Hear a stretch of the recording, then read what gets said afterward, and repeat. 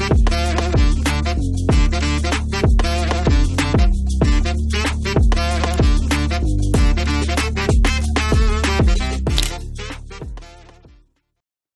يا بنات؟ عاملين ايه؟ يا رب تكونوا بخير. اللهم صل وسلم وبارك على سيدنا محمد وعلى اله وصحبه اجمعين. النهارده باذن الله هنعمل مع بعض اكله حلوه جدا، اكله سهله وبسيطه كلها في حله واحده. لو مستعجله، لو مش فاضيه، لو جايه من الشغل، بجد مش هتاخد منك 10 دقايق. بصي كل حاجتها كده، بصي هحطها لكم على البوتاجاز عشان تعرفوا ان هي مقاديرها بسيطه وسهله وسريعه كمان، مش تاخد منك اي وقت ولا اي مجهود خالص جدا خالص يعني. حتى لو تعبانه ومش قادره هتقومي تعمليها في ساعتها. معايا هنا ربع كيلو رز بسمتي منقوع، مغسول ومنقوع. معايا كمان نص كيلو بانيه متقطع شرايح كده زي الشاورما. طماطمية مبشورة، جزراية مبشورة.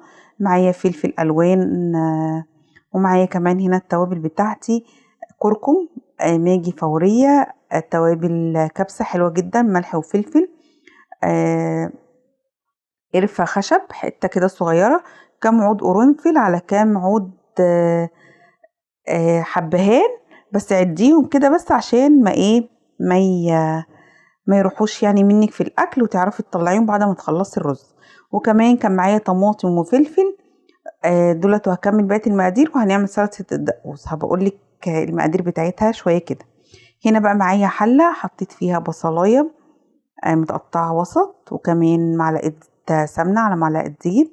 هشوحها كده لونها يصفر، وهبدا انزل كده بالفراخ بتاعتي، وهكون طبعا مصفيها كويس جدا.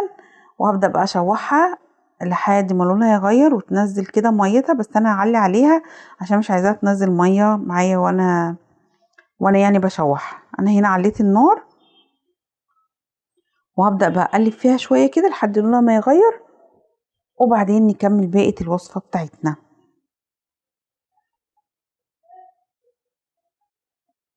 عايزاكي بقى تجربي وتقولي لي ايه رايك، عشان الوصفه دي بجد سريعه وسهله جدا. انا اليوم اللي بروح فيه عندي حماتي بحب اعمل اي حاجه بسيطه كده وسهله وسريعه. فاليوم ده كنت عند حماتي كده وجيت عملتها على طول على طول، ما خدتش وقت خالص. نزلت هنا بقى بالتوابل بتاعتي كلها زي ما قلتلك. اللون الجميل دوت من التوابل بتاعت الكبسه حلوه جدا، هتعمل عند العطار بتتباع سايبه زي ما انت عايزه، ب5 ب10 حلوه جدا. حطي منها معلقه صغيره، ومعاها معلقه صغيره من الكركم او نص معلقه، هتديك اللون التحفه دوت، وريحتها خطيره بجد. شوحتي كله مع بعضه، وبعد كده هنزل كده بالخضار بتاعي. انا الجزر بتاعي ده كان متفرز، وهو الفلفل الالوان. قطعتي بس معاهم كده كام فلفل، كام قرن فلفل اخضر، وبشرتي الطماطميه، ونزلت بكل الحاجات الحلوه ديت. اكله بجد مغذيه وحلوه جدا، وصحبات الرجيم بقى يا جماعه ممكن ياكلوها عادي، مفيش مشكله، لان الرز هنا البسمتي مش بينزل نشويات.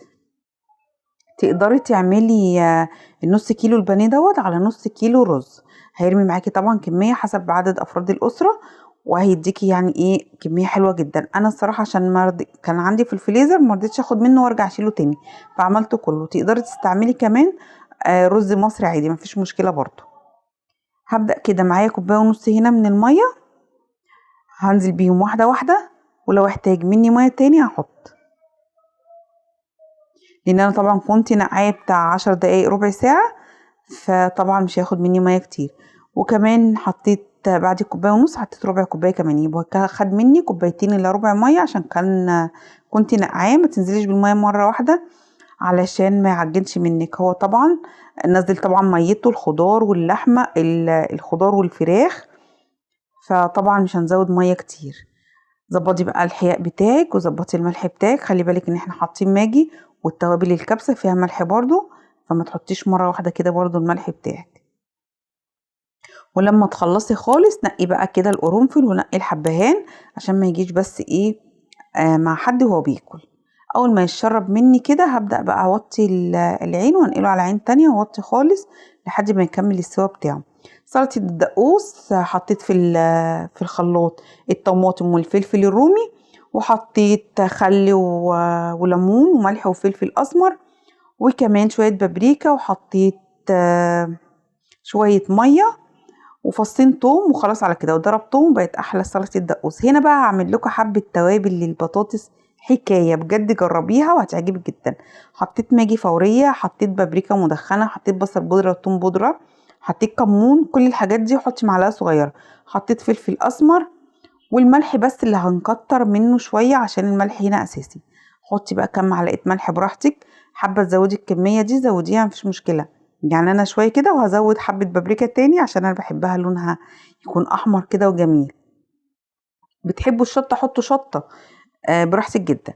بس جربيها بجد حلوه قوي قوي كل ما للبطاطس. انا كل ما بتخلص بعملها بطاطس بقى بوريه، بطاطس صوابع، اعمليها كده وحطيها في برطمان واكتبي عليها كده ايه توابل البطاطس. يا سلام. هنا بقى كنت غاسله البرطمان بتاعها عشان قلت اعمل حبه، عشان كانت خلصانه من عندي. لو وصلتي لحد هنا ما تنسينيش بقى يلا في اللايك، وخشي اشتركي ونوريني واكتبي لي ان انتي اشتركتي عندي عشان اخش ارحب بيكي واسلم عليكي كده واتعرف عليكي. هنا زودتي حبة بابريكا عشان اللون. وخلاص على كده، بما اني كنت هعمل بطاطس جنب الاكله دي فقلت اعمل لكم بالمره ايه التوابل ديت، جربوها هتعجبكم. هنا بقى الرز بتاعي استوى، بصوا بقى مفلفل وتحفه جدا وهيطلع حلو قوي معاكي، والميه مظبوطه جدا. وانا كمان حطيت له فحمايه ادى ريحه بقى، بصوا حكايه حكايه. وحمرت هنا شويه البطاطس وعملت سلطه الدقوسه اهيت. اهم حاجه كده يعني خلي اكلك شكله حلو، حتى لو اكله بسيطه، حتى لو اكله اقتصاديه ما فيهاش ولا فراخ ولا لحمه، بس بجد العين بتاكل قبل البق. حطيت كده طماطمايه وحطيت كمان شويه بقدونس كده، وظبطت كده بقى اكلتي. دي كانت صينيه عندي ستانلس، حطيت عليها كده ورق فويل وظبطت الاكله بتاعتي كده، وزي ما انتم شايفين بقى منظرها تحفه جدا. شويه بقدونس كده يدوا لون بقى ويكسروا اللون الاصفر ده مع الاحمر، يا سلام. متنسيش بس الايه الفحميه. واكله مش هتاخد منك حاجه خالص، ولا وقت ولا مجهود. جربي بقى وقولي لي رايك، ان شاء الله هتعجبك. واشوفك ان شاء الله في فيديو جديد. مع السلامه. شكرا يا جماعه، شكرا يا جماعه. ذا باور اوف ذا سوشيال ميديا. شيروا الفيديو ده يا جماعه، وما تنسوش الشير والسبسكرايب، وبلاش تفعلوا زر الجرس عشان ببقى نايم. شكرا.